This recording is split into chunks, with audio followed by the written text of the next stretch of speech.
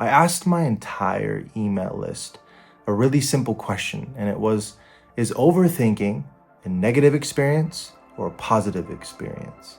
And almost 90% of people said a negative experience. 7 or 8% said positive, and there were a few outliers who said both. When something is negative or painful, we tend to notice it. When something is truly positive, we don't. And this felt like a really cool epiphany and a sort of relay after last week's episode.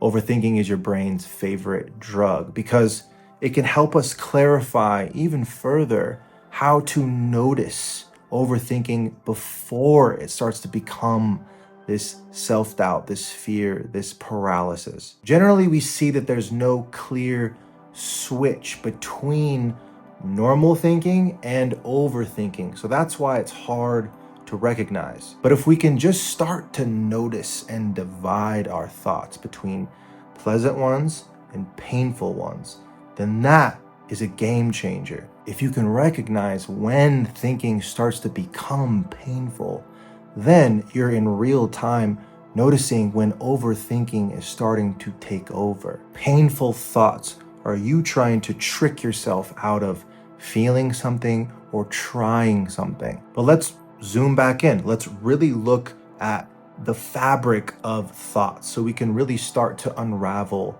this identification with being an overthinker. Because you're not an overthinker. You're just not aware of the fact that there are only two kinds of thought: belief and doubt. When you're overthinking, you're being fueled by either doubt or belief into a sort of fixation. A fixation on what? A fixation on trying to be sure about that thing, sure about that life decision, sure about processing enough information in order to pass that judgment or make that move or sit with that correctness in yourself. But when you're trying to be sure of something, you're out of touch with the only fundamental law of consciousness, and that is everything is a mystery. And the more that you can really get down with the insatiably inquisitive nature of your thoughts, the less you're going to reach for that surety, the less you're going to live in that fear and that anxiety, because you no longer need to be sure. You see the joke for what it is. And this data from the question I asked my list really helped clarify what we have found about the fact that there are only 3 types of overthinking. There is lost in belief.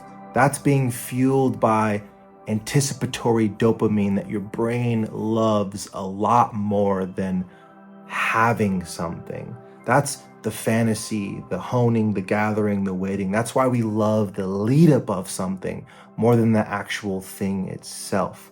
The second kind of overthinking is this lost in doubt, the most common kind, the scariest kind, the darkest kind. And that's why we really notice it. And that's why this channel exists in a lot of ways. The third kind of overthinking is sort of weaponizing your doubt against your belief. So you sort of crucify your belief systems, you hang it out to dry so you could throw doubt darts at it. You want to poke holes in your belief. You want to find the plot holes in your belief. You want to see who's full of shit. You want to justify your self-doubt.